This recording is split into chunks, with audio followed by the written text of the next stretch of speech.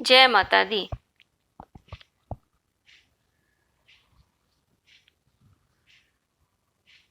माँ दुर्गा की दूसरी शक्ति ब्रह्मचारिणी की पावन कथा। माँ दुर्गा की नवशक्ति का दूसरा स्वरूप ब्रह्मचारिणी का है। यहाँ ब्रह्म का अर्थ है तपस्या से। माँ दुर्गा का यह स्वरूप भक्तों और सिद्धों को अनंत फल देने वाला है। इनकी उपासना से तप, त्याग, वैराग्य, सदाचार और संयम की वृद्धि होती है। ब्रह्मचारिणी का अर्थ तप की चारिणी यानी तप का आचरण करने वाली। देवी का यह रूप पूर्ण ज्योतिर्मय और अत्यंत भव्य है।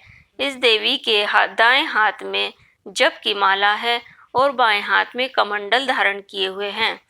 पूर्व जन्म में इस देवी ने हिमालय के घर पुत्री रूप में जन्म लिया था और नारद जी के उपदेश से भगवान शंकर को पति रूप में प्राप्त करने के लिए घोर तपस्या की थी। इस कठिन तपस्या के कारण ही इन्हें तपचारिणी अर्थात ब्रह्मचारिणी नाम से अभिहित किया गया है। 1000 वर्ष तक इन्होंने केवल फल फूल खाकर बिताए और 100 वर्षों तक केवल जमीन पर रहकर शाक पर निर्वाह किया।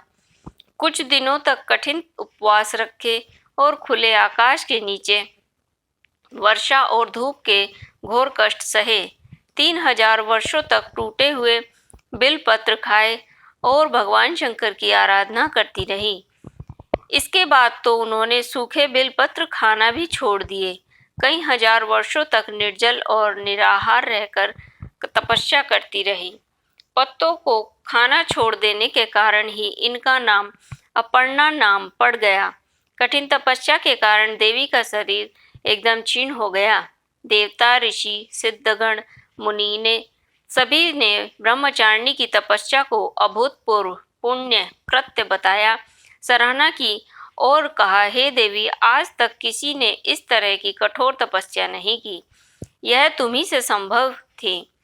तुम्हारी मनोकामना परिपूर्ण होगी और भगवान चंद्रमौली शिवजी तुम्हें पति रूप में प्राप्त होंगे। अब तपस्या छोड़कर घर लौट आओ। जल्द ही तुम्हारे पिता तुम्हें बुलाने आ रहे हैं। इस देवी की कथा का सार यह है कि जीवन के कठिन संघर्षों में भी मन विचलित नहीं होना चाहिए।